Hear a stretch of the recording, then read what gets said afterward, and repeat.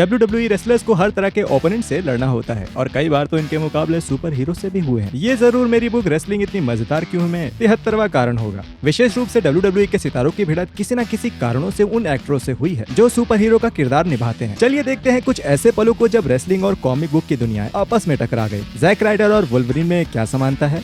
दोनों के बाल बड़े सुंदर दिखते हैं, तो शायद उन दोनों की जोड़ी बनाना कोई ज्यादा दिमाग लगाने वाला काम नहीं था। और यही हुआ 2011 में। एक्समैन के एक्टर ह्यूग जैकमैन रॉ के मेहमान के तौर पर मेजबानी कर रहे थे। जिगलर फिसड्डी लोगों का मजाक बनाकर उनको लूजर बुला रहे थे, तो जैकमैन ने फैसला किया कि वो WWE में से किसी ऐसे व्यक्ति को ढूंढेंगे जिसकी काबिलियत पर लोगों को शक हो और उसकी लड़ाई जिगलर से करवाएंगे। उनको सबसे सही खिलाड़ी जैक राइडर मिले और दोनों रिंग की तरफ चलने लगे। जैकमैन वैसे तो मैच में नहीं थे, मगर उनकी हाथापाई जरूर हुई। जैसा कि विलन करते हैं, विक्की ने राइडर को झापड़ मार दिया जब वो घिरे हुए थे। चीजों को बराबर करने के लिए जैकमैन ने जिगलर के मुंह पे मुक्का मार दिया, जिसकी वजह से इंटरनेट चैंपियन ने जीत हासिल कर ली। वैसे तो इस समय दोनों दुश्मन थे। डॉल्फ जिगलर और ह्यूग जैकमैन 3 साल बाद साथी बनने वाले थे। X-Men days of future past के रिलीज से पहले वुल्वरीन खुद रॉ पे आए थे। उन्होंने और जिगलर ने गिले शिकवे भुला दिए थे, मगर तभी माहौल खराब करने वाले डैमिन सैंडो मैग्नेटो की तरह बन के आ गए। इस चीज ने जैकमैन को रेसलिंग में अपना हाथ आजमाने का मौका फिर से दिया और उन्होंने सैंडो को एक हिप टॉस दे दिया और बाद में शो ऑफ ने जिगजैग दे दिया। कुछ लोगों को ये अच्छा लगा, कुछ लोगों को बुरा, मगर मुझे ये पसंद आया। आखिरकार ये वुल्वरीन है WWE में, और क्या चाहिए।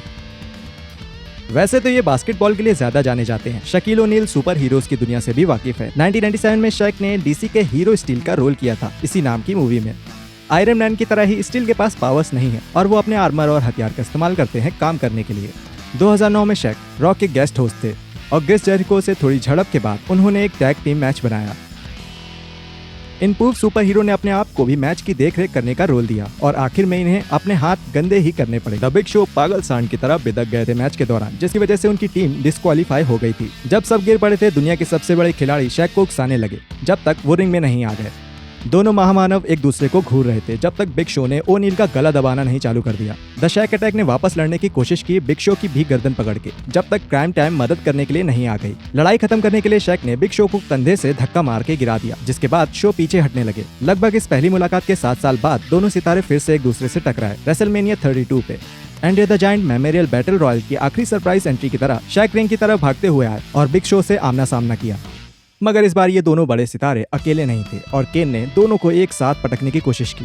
हालांकि बिग रेड मशीन का दांव उल्टा पड़ गया जब बिग शो और शैक ने उसको डबल चोक स्लैम दे दिया। पूरी रिंग को खाली करने के बाद दोनों महामानव एक दूसरे की आंखों में आंखें डालकर एक दूसरे का गला दबाने की कोशिश करने लगे। इनकी लड़ाई तब जाके रुकी जब बाकी सारे खिलाड़ियों ने साथ मिलकर इन दोनों को रिंग के बाहर फेंक दिया। बिग शो ने बाद में शैक को रेसलमेनिया 33 में एक मैच के लिए चुनौती दी, मगर WWE ने आखिरकार इस प्लान को कैंसिल कर दिया। वैसे इन दोनों को अभी भी लड़ते हुए देखना अद्भुत होगा अगर कभी मैच हुआ तो, मगर अगर कभी नहीं हुआ तब भी इन दोनों ने कुछ शानदार पल वैसे ही बना दिए हैं। ये मेरा इस लिस्ट में फेवरेट है। 2015 में स्टीफन एमल, जो कि ग्रीन एरो का किरदार निभाते हैं, एक WWE इवेंट में आए थे। स्टारडस्ट, जिनको पिछले कुछ हफ्तों से सुपर हीरो के लिए पागल था, ने एमएल को सामने आके उनको धक्का देके गिरा दिया। एमएल ने इसका जवाब बैरिकेड फांद के प्रिंस ऑफ डार्क मैटर पे हमला करके किया। ट्रिपल एस से थोड़ी बहस के बाद एमएल और नेविल को एक टैग टीम मैच मिला स्टारडस्ट और किंग बैरेट से समर स्लैम पे।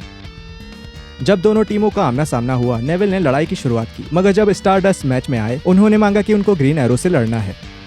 एमएल को काफी मार पड़ी और जाते जाते उनकी पीठ चोट से नीली भी पड़ गई, मगर इस सुपर हीरो ने अपने कई मूव्स मार के ये दिखा दिया कि ये एक एक्टर से कहीं ज्यादा है।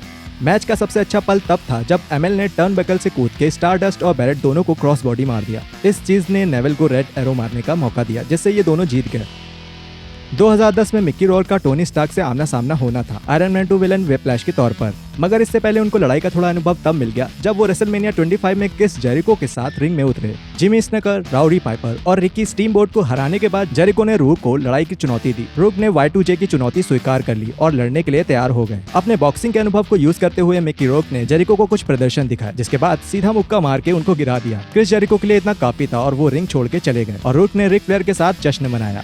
वैसे तो इनको सबसे ज्यादा टर्मिनेटर के नाम से जाना जाता है। आर्नोल्ड श्वार्ज़नेगर सबसे पहले और अभी तक के इकलौते व्यक्ति हैं जिन्होंने बैटमैन के विलन मिस्टर फ्रीज का बड़े पर्दे पे रोल किया है। सुपर विलन का रोल करने के थोड़े सालों बाद आर्नोल्ड की खास उपस्थिति हुई स्मैकडाउन पे। वो काफी WWE स्टार से मिले, मगर सबसे अच्छा पल मेन इवेंट के दौरान आया। स्टोन कोल्ड स्टीव ऑस्टिन को थोड़ी मदद की जरूरत थी और श्वार्ज़नेगर तैयार थे। पूर्व मिस्टर फ्रीज ने स्टोन कोल्ड को एक स्टील की कुर्सी पकड़ा दी, जिसको उन्होंने ट्रिपल एच के सर पे दे मारी। द गेम, जैसा कि आप सोच सकते हैं, किसी से ज्यादा खुश नहीं थे और इसका मतलब आर्नोल्ड को अपने हाथ गंदे करने पड़े। श्वार्ज़नेगर ट्रिपल एच के घूसे से बच गए और वापस उल्टे हाथ का झापड़ मारा और उसके बाद थोड़े घूसे भी खेल खेल खत्म करने के लिए। आश्चर्य की बात यह है कि 16 साल बाद आर्नोल्ड को ट्रिपल एच ने ही हॉल ऑफ फेम में सम्मानित किया। मुझे आपका तो नहीं पता, मगर स्टोन कोल्ड और मिस्टर फ्रीज का टीम अप मुझे तो काफी कूल लगा। स्टीफन एमएल मेरा फेवरेट था, मगर कौन सा सुपर हीरो आपको सबसे अच्छा लगा? अपना आंसर हमें कमेंट्स में जरूर बताइए। उसके बाद ये मजेदार वीडियो देखिए कि कौन कौन से रेसलर्स मार्वल की फिल्मों में आए हैं। मिलते हैं अगले वीडियो पे, तब तक के लिए ख्याल रखिए।